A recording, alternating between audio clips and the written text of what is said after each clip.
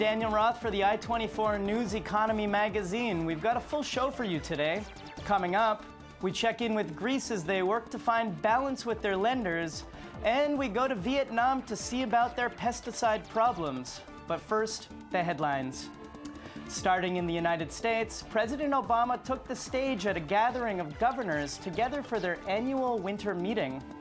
The president put emphasis on the need for further economic growth in the U.S. He said that he wants to work with leaders across party lines to help keep recovery moving. Economic growth has been slower over the past few months, particularly with cutbacks in oil spending, where low prices are hurting profits. Our economy keeps improving, and I hope that we can seize on that momentum to keep improving the circumstances for every one of our citizens. Keep building a country where every citizen can look around and see cause for optimism about the future, not only for themselves, but also for their children and their grandchildren. Feel good about their own prospects and the country's prospects. And the euro found stable ground as Greece's future, while still in question, is much less dire from the perspective of Eurozone ministers. The group agreed late last week to a 4-month extension on Greece's financial support package. The deal came after weeks of tense negotiations. Greece's Syriza-led government has had to temper their demand for ending the harsh austerity associated with their bailout package, as their lenders have been playing hardball. Athens won't be exiting the Eurozone yet, but the case is far from closed. We'll have more on this later in the show. Back in the U.S., the largest refinery strike in 3.5 decades has now gone into week number 4. Workers at 15 plants, 6,500 people, are taking part in the work stoppage as the United Steelworkers aim to renegotiate for a better 3-year contract. The talks are primarily taking place with the Shell Oil Company. Though a deal was nearly reached on Friday, the talks were halted. Central to the strike are the workers' demands for heightened safety standards, which they say are lacking.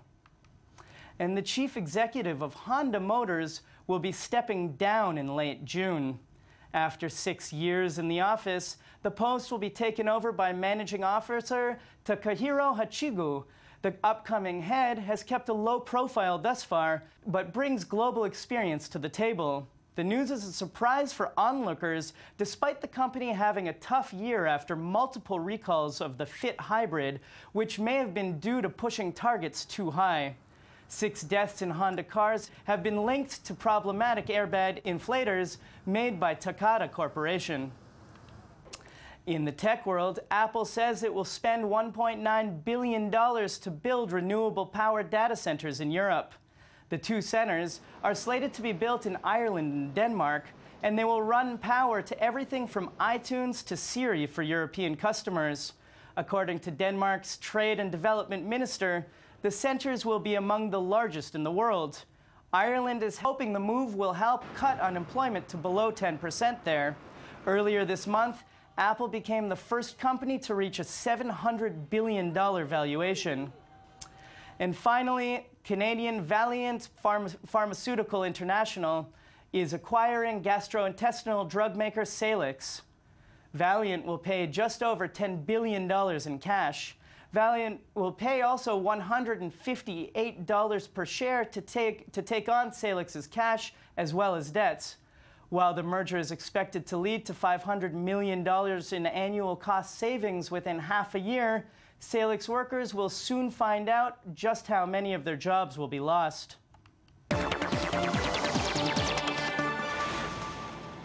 Greece's leftist Syriza party took the late January elections by storm, promising sweeping change and an end to austerity.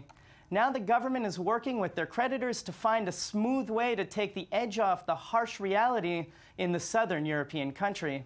Here's my report. Last Friday, Eurozone finance ministers came to an agreement in principle with Greece for a 4-month extension of financial support. The deal came as the 2 sides are working out further details on Greece's €240 billion debt to the Troika. The deal gives Greece some room to breathe as they aim to set a more fair debt conditions, but it also stopped them from making moves that the Eurogroup deems as negatively impacting markets. The first step in this process is that we have agreed, and the Greek authorities have agreed, to present a first list of their reform ambitions, reform measures based, first of all, of course, on the current arrangements. We are very pleased that work can actually begin. The reform list will be reviewed by the group of Eurozone ministers, who will decide whether to ratify the extension or not. If it sounds as if the Syriza-led government has given up on its radical plans to end austerity in Greece, that's not the spin they are putting on it. Today, we're beginning to be co-authors of our destiny, co-authors of the reforms that we want to implement, which we are going to dictate, which we will discuss with our partners.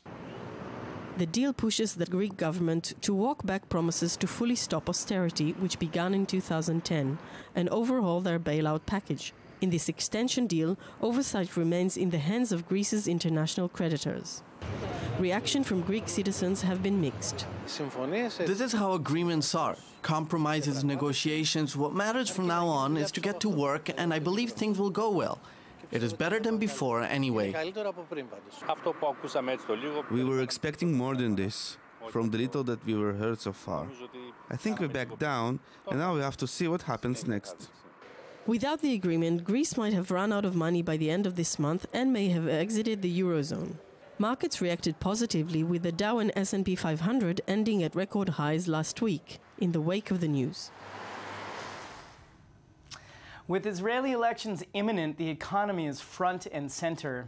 I-24 News reporter Natalie Ehrlich sat in our studio with Shai Balbed, a candidate for the new Kulanu party, to talk about his party's vision for Israel. Well, for a closer look now at the Israeli economy, we are joined in studio by Shai Balbed, an Israeli businessman who is currently running for the Israeli parliament, the Knesset, on the new Kulanu party ticket. Good evening, Natalie. It's good to be here. Well, thank you very much for joining us. Tell us about the Kulanu party for some of our international viewers. Well, the Kulanu party was formed by Moshe Kahlon. Moshe Kahlon used to be a Likud member. He went and came to the Likud to deal with social and economical issues in the Israeli society. But unfortunately, those issues have been pushed to the side in the past 10 years. And since Moshe thought that this is the primary issue that today Israeli citizens are dealing with, this is what we want to do. And here there are a lot of gaps that needs to be closed in the social economic arena, and that's why Kulanu was formed. One of the major things he did in the past 10 years is take the cellular reform here in Israel, where a cellular phone used to cost approximately 400 to 500 shekels per month, and today it costs 40 because he brought in competition and he reduced prices for Israeli consumers. And this is majorly what Kulanu is all about. It's about dealing with the cost of living here in Israel. It's about dealing with closing the gaps in the social society in Israel, and it's about dealing with the monopolies here in Israel. Well, tell us a bit, what do you plan to do first when you get into office? Well, there are three things we are planning to deal simultaneously. One is the monopolies, the banking monopolies. Today, 75% of the Israeli credit is controlled by 3 banks in Israel. 75% of the credit. If you take into compare the United States, the biggest bank there controls only 15%. That means small businesses, medium businesses, and the Israeli citizen doesn't have a chance of getting a credit. And when he does get a credit, he pays a hell of interest, which are very, very high. And even if after paying those interests, if he has to bring back the loan, he does it, and he can't pay the loan back, then the bank doesn't rub it off like it does for the tycoons. Whereas if you're a tycoon and you need to take a loan from the bank, then you get a very small interest. And if you don't pay it back, well, they just take it off and say, let's rub it off. So those are the major things. The one major thing we need to deal with is Israeli monopolies. The second thing which we need to deal with is housing in Israel. The cost of housing in Israel is extremely, extremely high. And this has nothing to do with monopolies, but with the government and how it's controlling today the land. The Land Administration Authority in Israel today is a kind of a monopoly which doesn't market the land in the right way, which stops supplies and put barriers to the supply of the land. And because of that, prices are very, very high, and that's the second issue we're going to deal with. And the third one, and the last major issue we're going to do, is cost of living when it comes to food. There is monopolies here in Israel when it comes to food. There are barriers in import when it comes to Israeli food, and we're going to make sure that the cost of living also for food is going to be reduced by bringing in competition. Well, you did explain how and why these prices are so high, but how exactly do you plan to tackle this? So, for instance, let's look at the banking. Today, there are 3 major banks. 75% of credit is owned by them. There's no other bank here in Israel that can actually enter. We're going to make it easier for banks to compete here. We're going to reduce the amount of capital that someone needs in order to open a bank. We're going to make sure there's an internet bank. We're going to make sure there's a social cooperative bank. And we're going to make sure that this competition brings in and being supported by the Israeli consumer and being supported by the Israeli government reduces the commissions that people need to take. And we're also going to separate the credit companies, which are today controlled by the banks, to separate credit companies by themselves. In this way, well, the consumer, the Israeli consumer, will have a multiple choice to choose from where he's going to take his credit from, and then the interest on the credit will probably reduce. Same thing was done with the cellular. We had 3 cellular companies in Israel. Today we have 5. The competition increased. It's not a triopoly anymore, but it's a free market, and therefore prices have reduced. When it comes to food, for instance, today on imports, we pay customs of 100% on some of the consumer goods. When you reduce those customs and you find other ways such as subsidies to support the Israeli producers, in this way, you bring in competition. In this way, the importers that want to import food to Israel can import it. Again, you have a variety of food which you can choose from, and you break the monopoly of Strauss and Osem and Tnuva. Well, you do come from a business background yourself. Why do you think you're the right person to tackle this job? Well, I'm not. I don't know if myself I'm the right person to tackle the job. I think everybody in Kulanu is the right person to tackle the job because everyone that stands in Kulanu come with the right experience. They come from economical background or social background. They have many, many years vast experience in doing and not just, in theory. And I think that bringing in the knowledge and bringing in the experience in doing and not just in theory and the will to make changes, and none of us in Kulanu have any connections to the tycoons and to the monopolies. I think this combination of no connection, real courage, experience, and knowledge, that's what makes the difference from other parties in Israel. I see. And tell us a bit, just to recap, Moshe Kahlon, how has he demonstrated courage? Why is he currently breaking away from Likud to form this new party? Well, he demonstrated courage in a couple of ways. First of all, he demonstrated courage when he did the cellular reform. When he started the cellular reform, everybody told him that the cellular companies in Israel are going to go bankruptcy. And it came to an extent when people said that he's hurting the security of Israel because if there'll be new companies, we'll have a cyber attack on Israel. And for the first 2 years, it wasn't such a big reform. Everybody was just attacking him that he doesn't know what he's doing. And he went full ahead and he made the reform.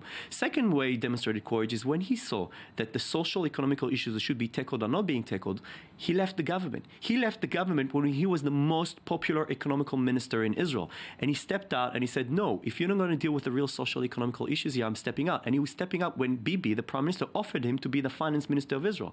He actually did it 3 times. And 3 times Moshe Kahlon has refused and said, no, I'm not here for the job. I'm not here for the title. I'm here for the people of Israel. And if we can't get those social and economical issues that need to be dealt with and the reforms that the public is in such a need for them, then we're not going to do it. I'm not going to be there. I'm not going to do it. And I think that's real courage. And when he went out, he didn't go work for the tycoons. He went out for 2 years. He sat down and he studied those reforms in the banking, in the food, and in closing the gaps and in housing in order to make sure that when he comes back, things are really going to be different. And it's not just going to be a promise. But the last thing he did that none of the politics are doing, he said, I'm taking responsibility.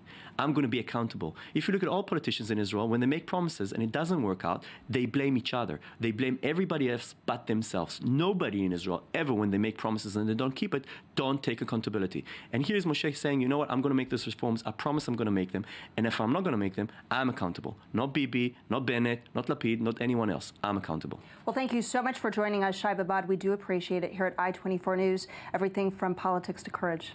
Thank you very much for having me today.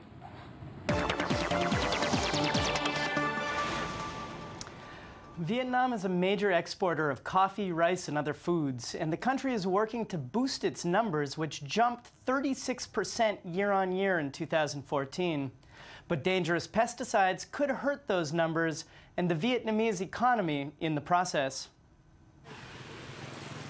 Hanoi streets are even busier than usual as the Lunar New Year holiday approaches. Kumquat trees are a hot commodity. They're a traditional symbol of prosperity, and the fruit is used to make a seasonal delicacy. But many won't be eating it this year because of health fears over the use of pesticides. We can eat these kumquats, but you must wait at least 2 weeks after the New Year and wash them a lot to try and get the chemicals off the fruits. Otherwise, it's not good for your health. The kumquat issue is part of a wider problem in Vietnam.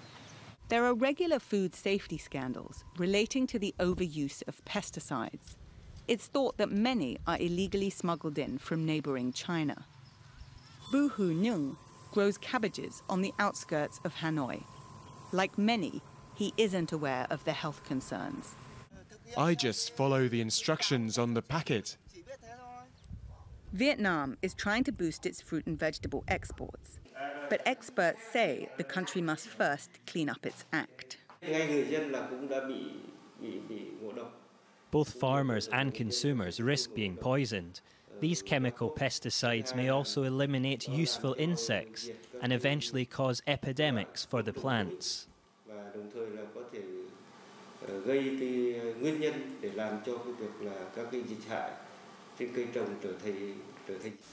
There are some small organic farms producing safer food, but they're much more expensive. So this Lunar New Year, many people will have to settle for admiring rather than eating the fruits from their kumquat trees.